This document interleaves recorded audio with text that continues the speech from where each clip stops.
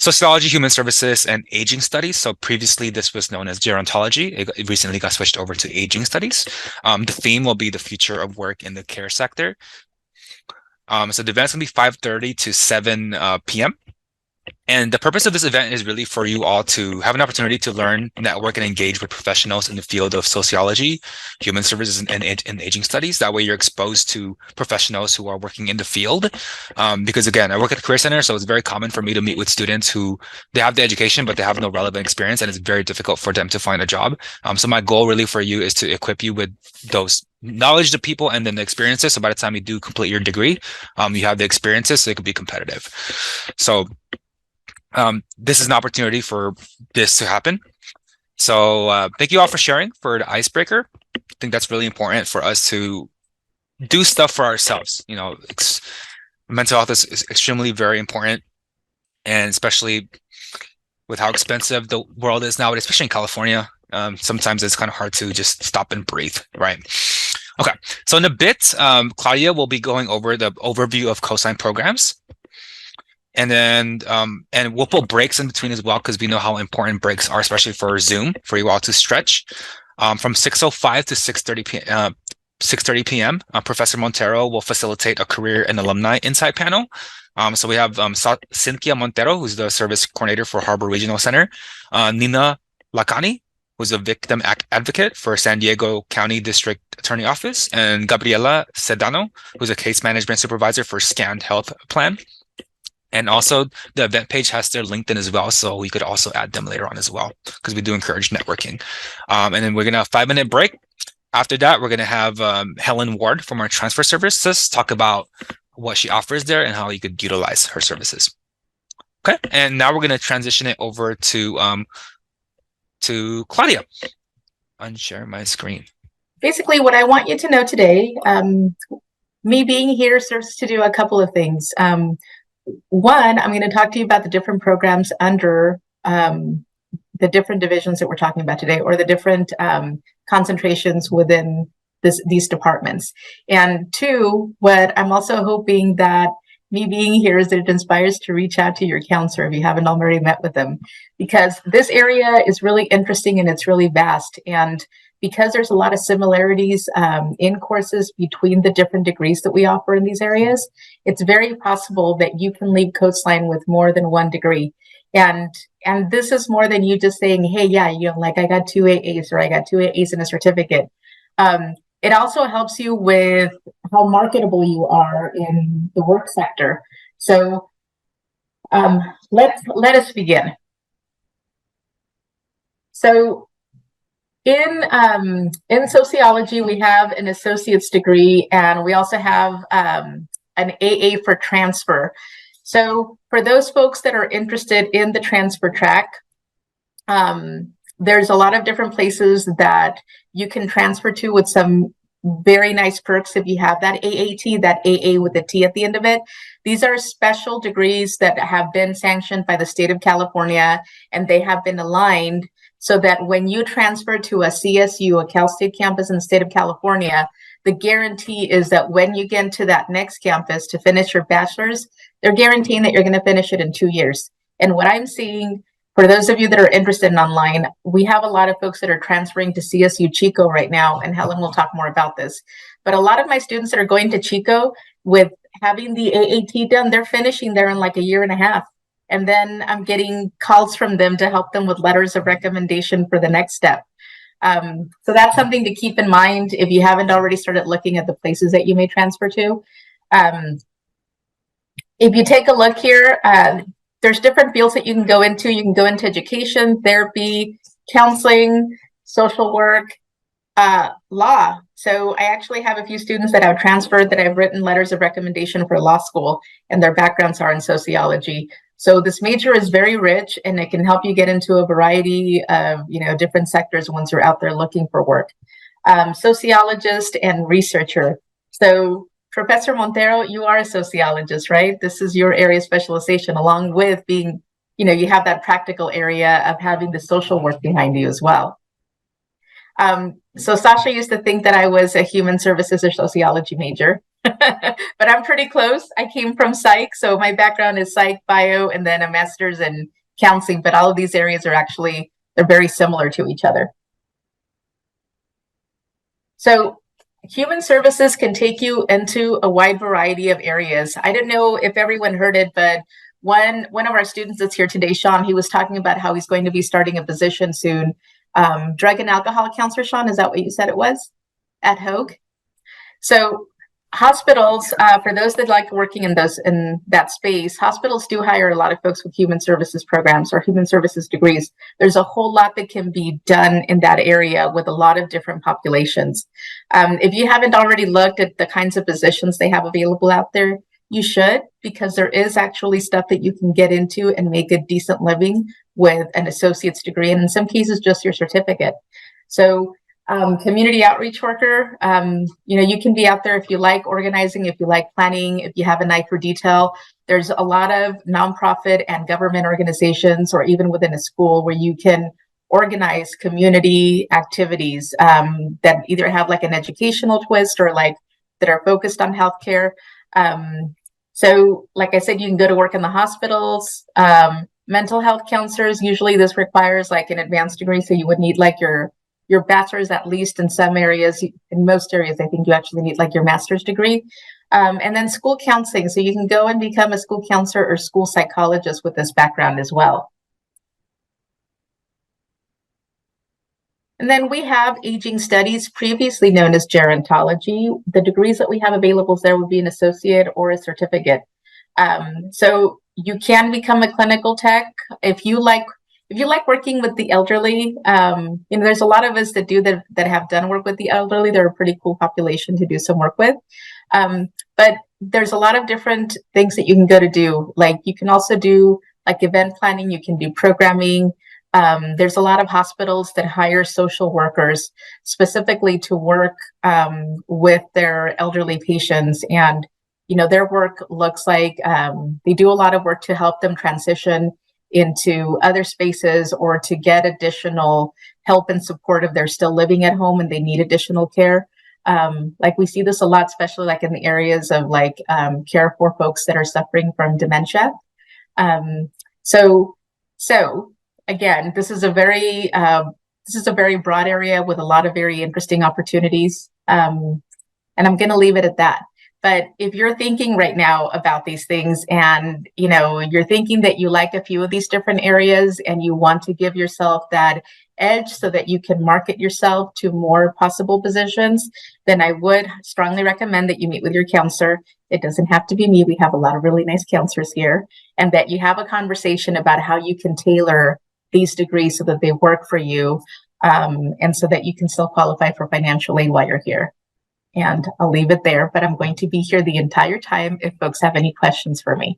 So we have these three wonderful individuals here who are going to give us some insight about, their academic tracks, and they're going to talk a little bit about what they do. And we're hoping that, some of you may find some parallel interests in going into these fields, and also that it might provide clarity for some of us who are kind of feeling like, oh, I really like these disciplines, but I'm not sure like what kind of work I can do with them. So we're hoping that, our panelists will provide you with some of that insight today. So we have 6 questions for the panelists, and the way it'll work is I'll ask the first question, and then each of them, will go through and answer the first question, and then we'll move on to question number 2 and so forth. Okay. So the first question is, tell us about yourself, your name, your academic background, your career journey, your current role, and what your future plans are. Also, if you happen to be a Coastline alumni, how was your experience here at Coastline? So is there anybody of the three who would like to start? Okay, Nina, thank you. Can you guys hear me? Yes. Yes, okay. My microphone was acting up earlier. Hello, everyone. My name is Nina Lacani, and I am an alumni from Coastline. I started my academic journey in 2019, graduated December of 2021 with an associate's degree in social and behavioral sciences and a sociology degree for transfer Went to San Diego State, spring of 2021. No, 2022. I graduated spring 2023 with a bachelor's in criminal justice with a minor in public administration. Currently, I'm at San Marcos for their master's in social work program. And let me see my notes, sorry. I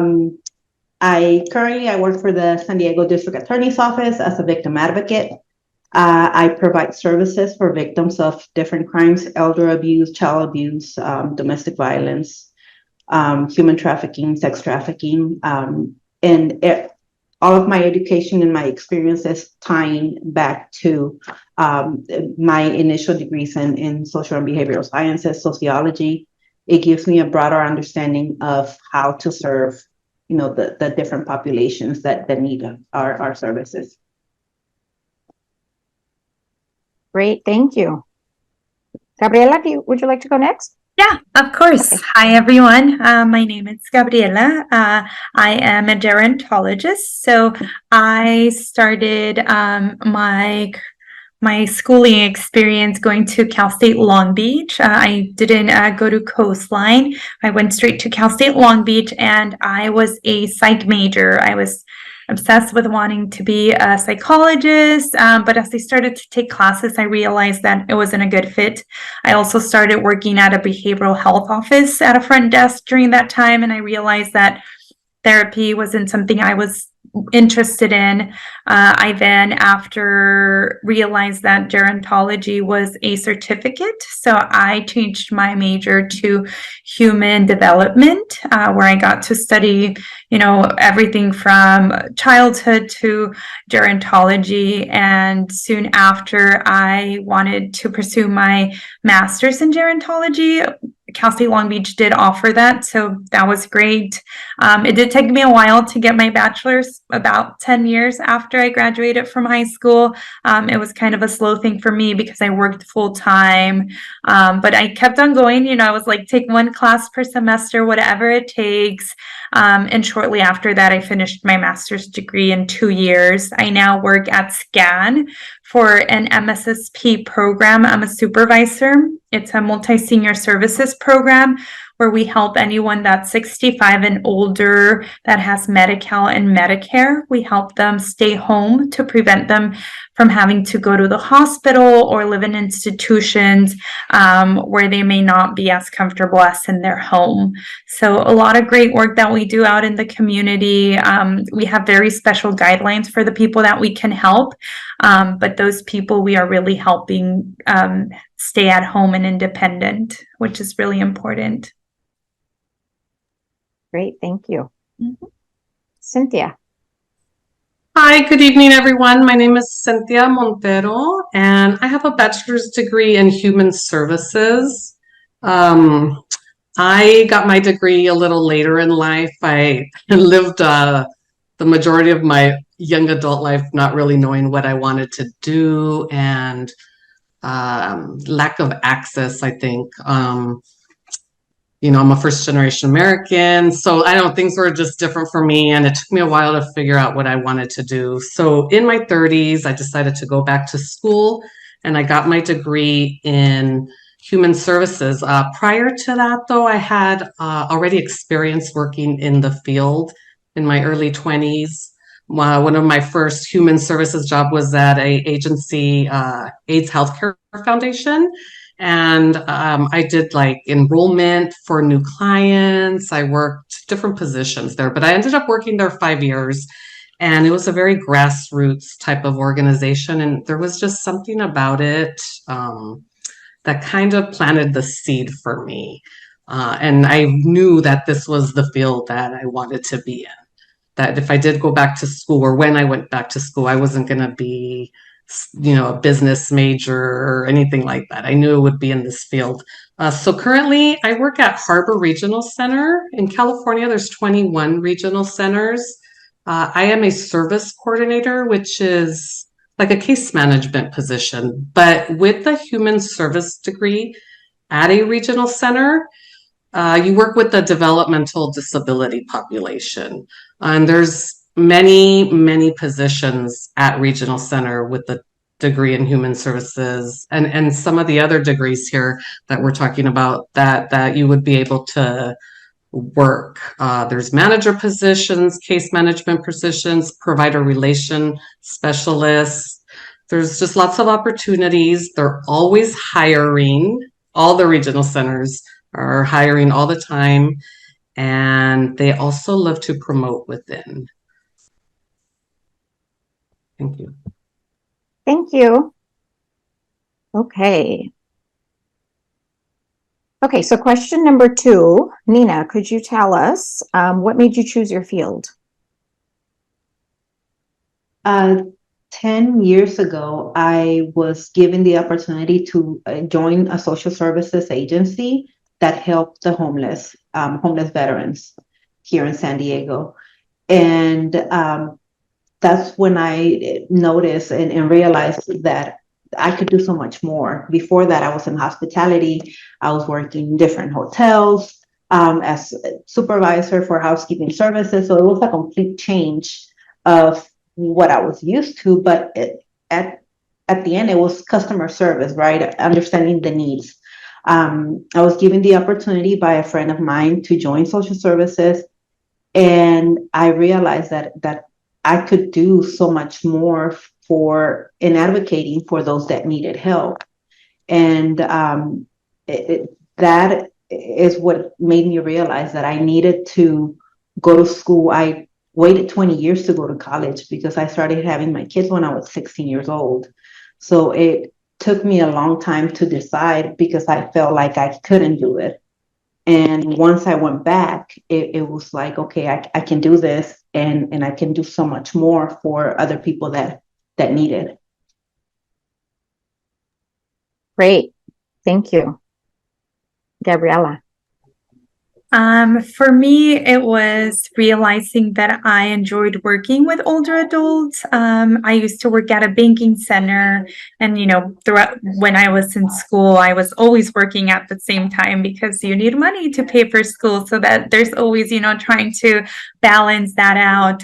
So I had several jobs throughout my college career, but I worked at a bank, and our banking center was across the street from a senior apartment place, and seniors would come in, and we just had really good conversations. I was able to make connections with them very easily, and that's when I realized I'm good at this. And once I took my introductory class to gerontology, I was like, this is what I was born to do. And sometimes you won't have that clear intuition come to you, but I think having different jobs has helped me explore that. Taking intro classes that I would have never thought of taking on my own has also really helped me figure that out. So slowly but surely, it didn't come to me right away. I wasn't like, oh, this is what I want to do all my life. It came to me, like Nina mentioned earlier, a little bit later in my life. So I don't think you have to have it all figured out, but it will come eventually.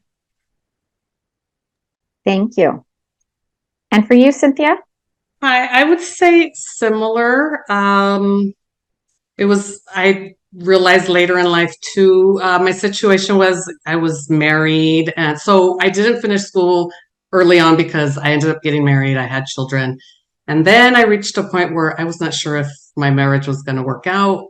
And found myself realizing that, okay, I'm going to have to support myself. What am I going to do? I have to be prepared. And at the time, I had not finished my education. So that's what motivated me to go back. And like I said earlier, working at AIDS Healthcare Foundation really was the foundation for me. And I've worked at foster care agencies, and then just through connections and knowing people is how I ended up at Regional Center, and I've been there for 7 years. Great. Thank you for sharing. You guys have such inspirational stories. Okay, question number 3. What is the most rewarding and challenging part of your job? Nina. Working at a family justice center, everything is challenging because you never know what's going to walk through the door.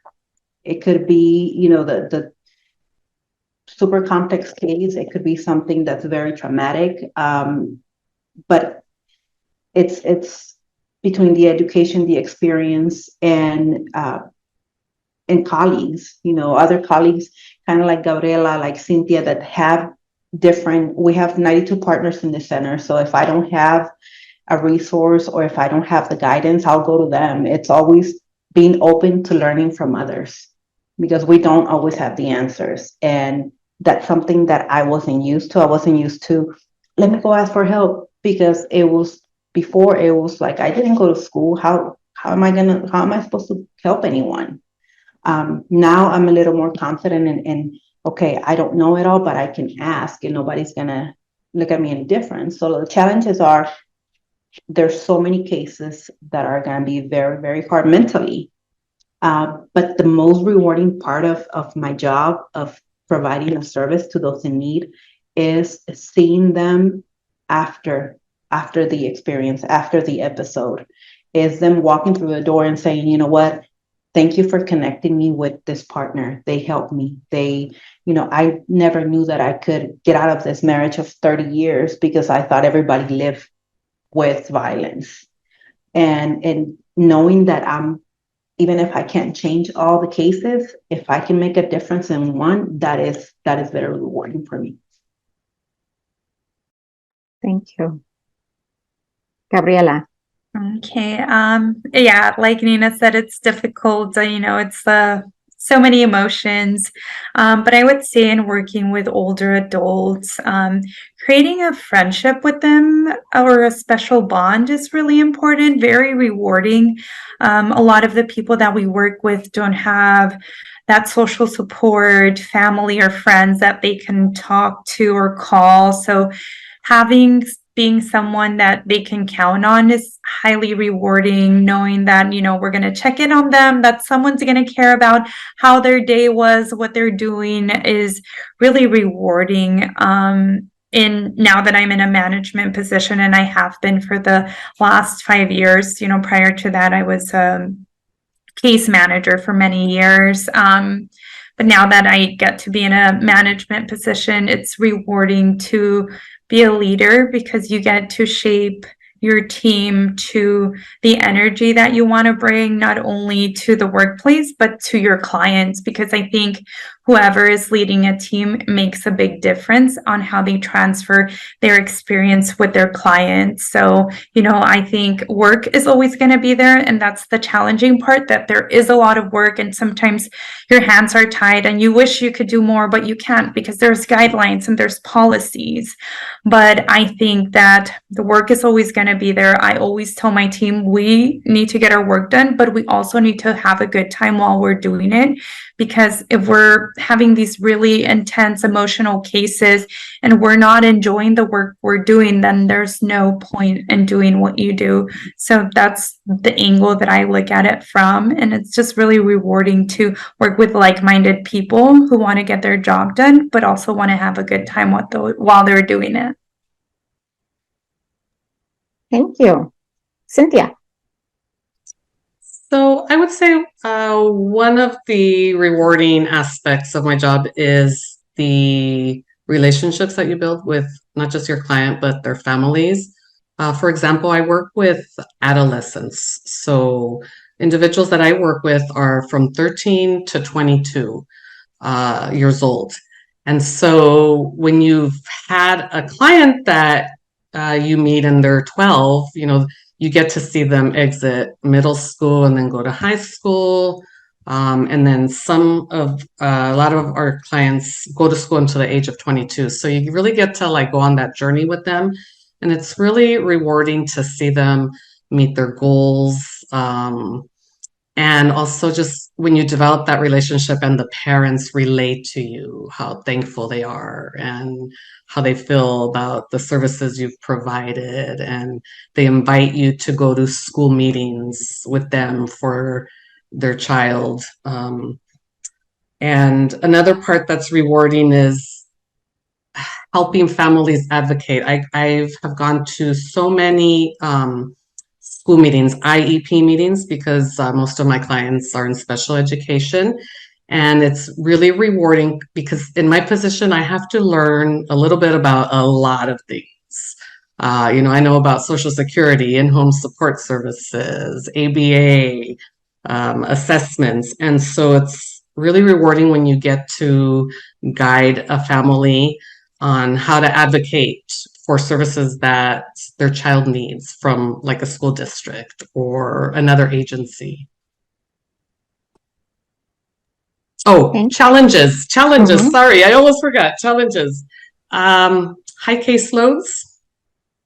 So that's difficult to juggle. There's endless documentation and reports that need to be done. Sometimes really kind of rigid or strict timelines to do things. And for me personally, one of my challenges is remaining organized within having to, do everything and have a caseload of 80 plus sometimes. Yeah, those are some big caseloads. Okay, number 4. Knowing what you know now, what would you have done differently to better prepare for your current role? I would have started my educational journey sooner. I wouldn't have waited, 20 years, but it just gives me more drive to ask more questions now and to learn more. So when there's a training that comes up that I know is going to benefit, my population or the services that I provide, I signed up for it. I signed up for every conference that I can. I signed up for every webinar. I signed up for every Zoom meeting, anything that would get me more experience in understanding my population. That's what I would have done different. Similar to Nina, I think that I would have probably explored different areas of aging services. I've worked in the healthcare field for a really long time, so I'm very specialized in that area. But I feel that aging services is so much more than that. Health is a big component of it because there are so many health issues that come along with aging for some people. But I think that volunteering and doing internships in different areas would have been helpful, just so that it would add additional knowledge into my toolbox.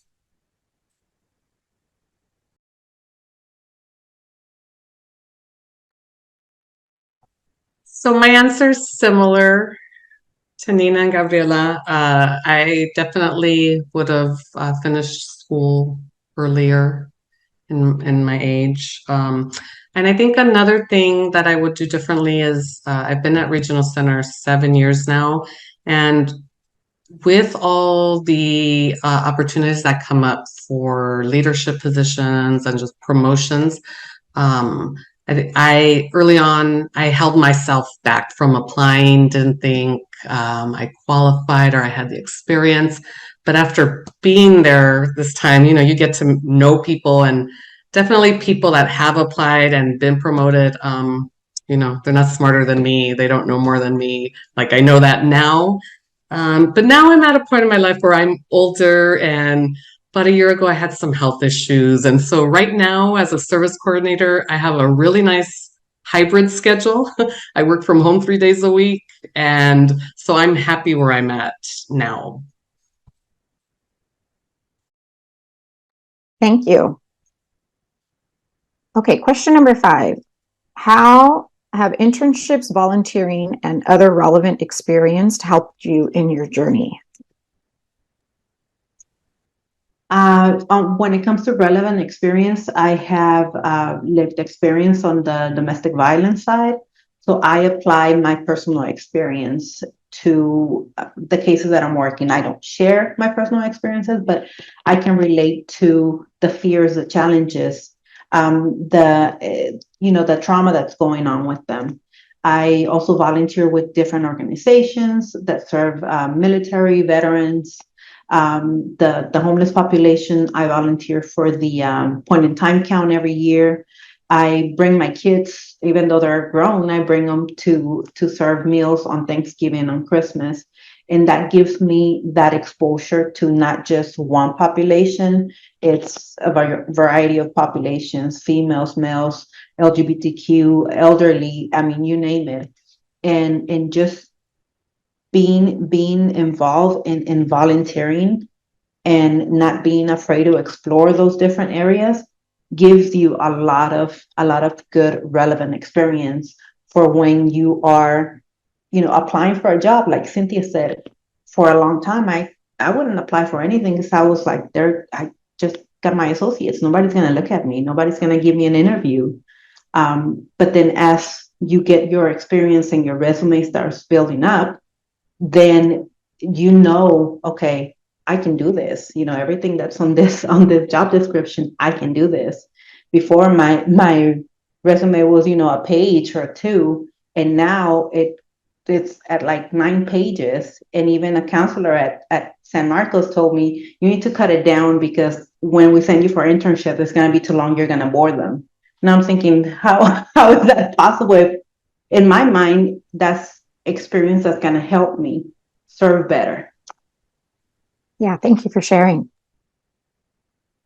I think internships and volunteering play a really big role into not only developing like your interests, but I think you learn a lot. And although you may not use that knowledge to take into whatever career path you serve, it's always nice to stay aligned with things that are meaningful to you. So I didn't get a chance to do many internships because I was working all the time. But for my master's program, it was part of the program. There was no way around it. And I got to volunteer at Sunrise with the memory impaired. And, we worked it out so that I can be there weekends. And it was a really good experience. I knew that I didn't necessarily want to work directly in a nursing home, but it was nice to know about it because in conversations with clients in my role, it would come up and, that's not something they wanted to experience. I got to learn about the high cost of living in a nursing home like Sunrise, things that I didn't know before. But I have tried to align my time in volunteering to things that are important to me. A couple years ago, I volunteered in Oxnard with, there were fires. So they have a lot of migrant communities in those areas. And so working with them was really helpful. They were younger people. They weren't really people who were in their 60s or their 70s, but they were communities who didn't speak Spanish and their kids only spoke English in their native language. And you get to learn about all these different perspectives people have in life. And although I'm not using it necessarily for my work, it does help me open my mind to how other people live differently. And it's just a nice experience to be aligned with things that are important to you, even though that's not what you do for work. So I'm all about volunteering. Great answer. Thank you. And Cynthia? So during when I was getting my degree, we had several volunteer internship opportunities, and one of them was at a hospice, which actually for a short time had me considering getting a second degree or doing something with aging studies. Well, it was gerontology at the time. So I went back and forth on that, but it gives you the opportunity also to say, oh, this is not what I want. This isn't going to be a match for me.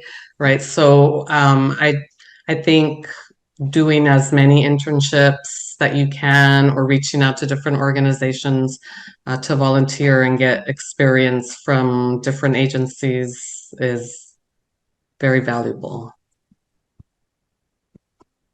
Great, thank you. And our last question. What is the best advice you can give to our current students? Feel free to share mistakes you've made. I think the best advice would be don't be afraid to reach out to your professors. Take advantage of office hours. I know I didn't take full advantage of that because I was so new to the college system that half of the time I had no clue what I was doing. I was filling out my FAFSA application, not knowing, what goes here, what goes there. But again, I wasn't asking questions. I wasn't reaching out for support. Make appointments, ask questions, write down your questions ahead of time, because when we're in the meeting, we go blank because we're nervous. Write down your questions, ask questions, meet with your professors regularly. I had Professor Montero for, I think, 3 courses. And every time I would send her an email asking a question, she would reply. And sometimes I was afraid to ask, oh my gosh, she's gonna think I'm not paying attention, because I'm asking this. And a really good friend of mine kept telling me, ask questions, ask questions. If you're failing or if you're falling behind, they don't know where your challenges are. Speak up so that they can know what you're having trouble with, and they can help you ahead of time instead of waiting for, the last week of class and then you saying, oh my God, I'm failing or I'm behind. Ask questions and reach out. They're there for you. I'm glad you asked questions, Nina. My best advice is, not to get too caught up in how long something will take. Someone commented that, they're struggling with realizing how long it's going to take you to finish. I always tell people time is going to go by either way, whether you're at home sitting down doing nothing or going to school. So don't let that hold you back. We tend to think a lot about the future, which is important. But if you're going to school and it's going to take you X amount of time to finish, and then you have X amount of more years for whatever is next, that's okay. We live in a world where instant gratification is important. With school, you don't get instant anything. It takes a while.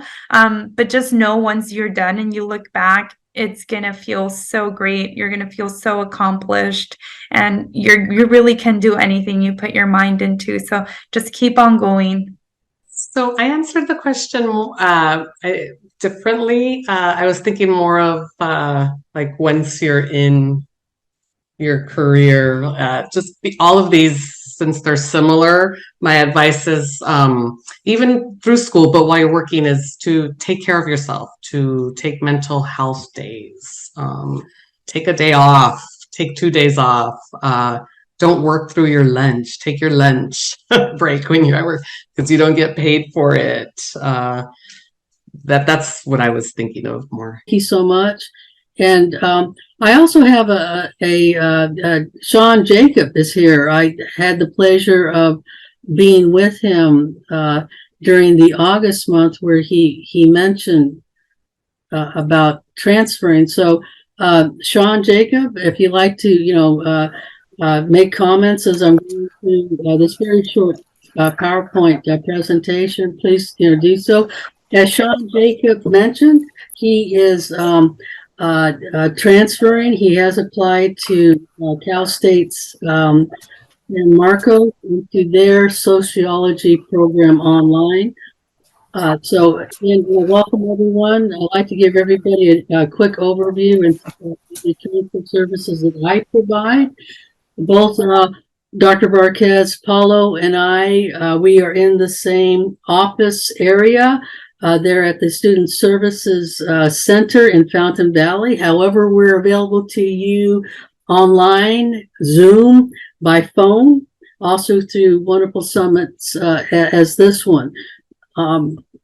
What I'd like to share with you is in all these areas, specifically with social work, human services, counseling, study of aging, we have Coastline's Transfer Services. We have a partnership with all the 23 CSU schools, all 9 UC schools, about 100 California private schools, as well as 150 plus out-of-state schools. Okay, so we are connected for you to ensure your possibilities, your options to transfer not only to a local CSU or UC school, but also around the state as well as around the country.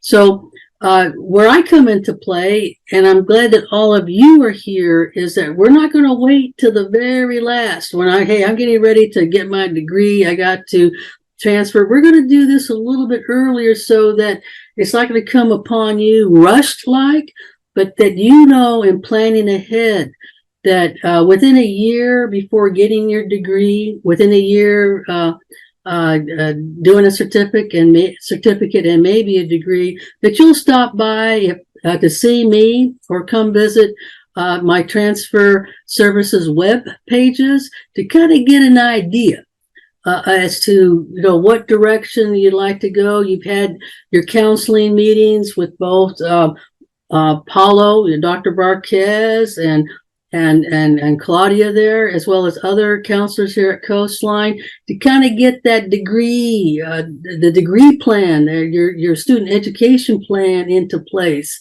and also looking to see again the flexibility of your major to choose, because once you apply and are going to apply to the CSU or the UCs or any university, they will want to know what is going to be your course of study, what's going to be the concentration. So that's going to be the foundation.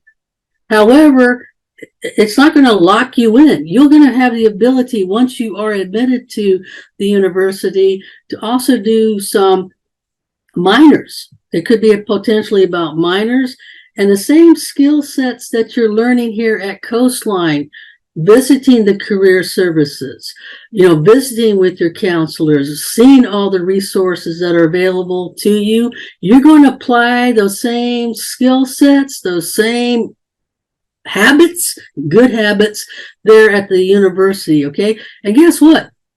Each of the universities, the CSUs and the UCs, have a transfer center on their campus. They know that all of us are being transitioned into their university system. They want to make it as supportive as possible, to give you the tools, to give you the access to be successful on their university campuses. Okay, so these are the areas that I do cover in transfer. Welcome. Some of this you're going to find 24/7 on the transfer. It's good if you search Coastline Transfer Center or Coastline Transfer Services, you'll come up to the web pages that I have posted 24/7 with additional information of how to actually also contact some of our local CSUs and UC campuses directly. So as I mentioned earlier, we are connected and have a wonderful partnerships with these universities. Also, transfer fairs. Just this last Tuesday, we had a virtual transfer fair. We had 24 universities join us. Also, throughout the academic year, there's transfer workshops, specifically though about the application help. So you will receive line by line, page by page, if necessary or needed, on the application help. Also, it's a great time to be networking with the universities. Students are really surprised. Well, I'm not done yet, here at Coastline. No worries. You can start to network with university representatives. Any stage you are at here at Coastline College. Also coming up in the spring, we're going to be doing even more university tours with Orange Coast College and Golden West, especially at Cal State Fullerton, for example. Yes, we have visited the Human Services Department. I always enjoy going up and down the hallways there and looking at the various CSU Fullerton faculty and all the wonderful activities they have going on, that semester. And as somebody mentioned, one of our participants here, yes, we're available by Zoom appointments, phone appointments. I even do text as well as emails. So however we can connect, we'll do this. Also, the search Coastline, I mentioned about this earlier, but you're going to find lots of great information. If you need an individual to help unpack some of this information, that's what I'm here for. Sean, would you like to add to this? Yeah, welcome. And please, I I mean, you helped me out like phenomenally when we did the transfer workshop, getting through the entire process, applying for Cal State University. I mean, just it was your services were unmatched. I don't Thank you. think I would able to have gone through that process with the amount of clarity that you. I mean, I'm already going gray. I probably would have been worse. So, but yeah, I don't have too much to add on. But I mean, just to my fellow students, definitely access your support services that we have. Like we literally pay for their help through our student services fee, and they're amazing individuals.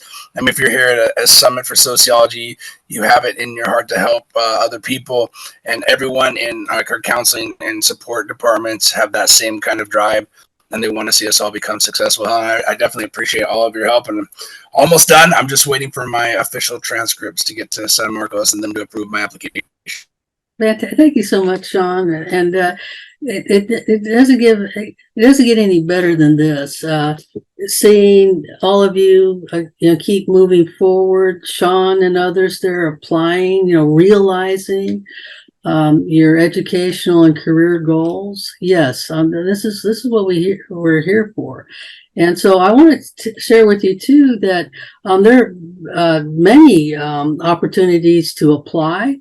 Most of our students will be looking at the CSU predominantly, but you're not boxed into this. But why CSUs? Well, there's 23 of them compared to the 9 UCs. And also it has a greater flexibility of being admitted in the fall or the spring semesters. Okay, so the other thing about the CSU, again, I'm not trying to box anybody into one system or the other, but one of the things that we have asked the UCs and some of the other private universities is to, are you going to be offering more evening courses, some weekend classes to better accommodate our students who are working, who have family obligations, etc. So they are listening.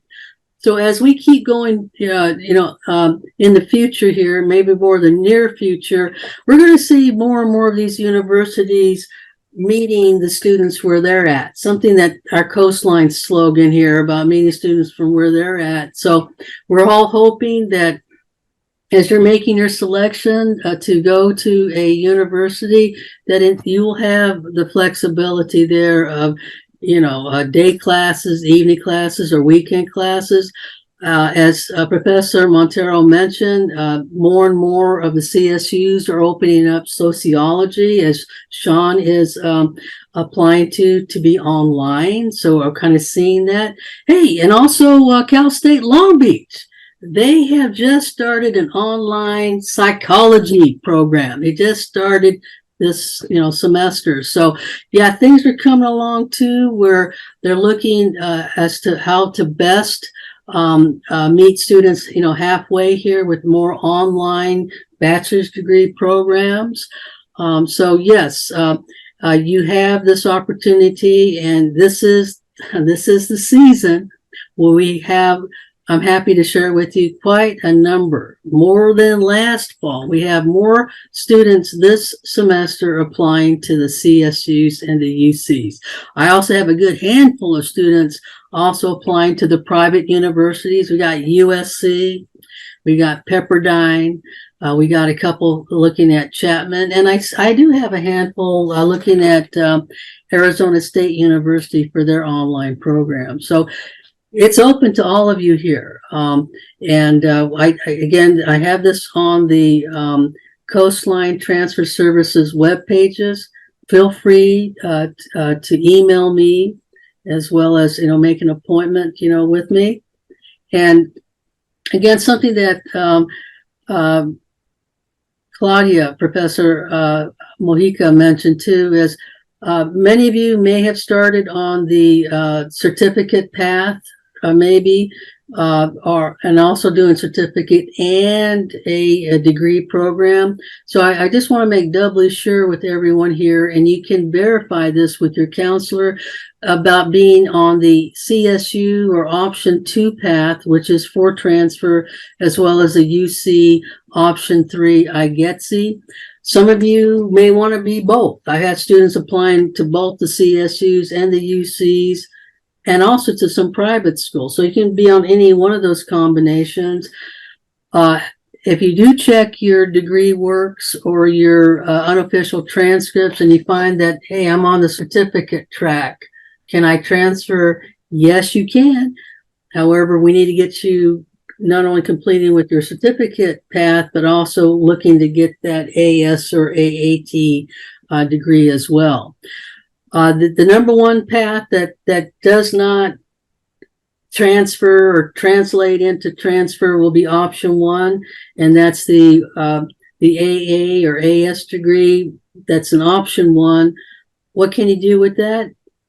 Go to those web pages, those websites that Professor Mojica and Dr. Varquez mentioned about what can I do with my career. You will be astounded by the number of job opportunities there are for individuals with an AS or an AA degree. Again, it depends on a specific career, but getting into that career now or onto that path, the work path now, will give you, as the guest speakers mentioned, about kind of looking and seeing, is that the direction I want to go? Do I want to work with this specific, population? Alan, thank you. And also, you see this on the in the chat, is that this is that site where, if you are concentrating on the CSU system, the 23 campuses here, you can search for your degree, whether you want it on campus or you're looking for an online program. This is where you will go to get that information. Also, when you search your degree, Human Services Collaboratives, you'll also see the various concentrations of the majors. So this is also a good eye-opener. And again, I thank everyone. Thank you, Dr. Varquez, for inviting me, Professor Montero, and I wish you all the very best. Thanks so much, Helen. And thank you to everybody who's here. Thank you for the panel members.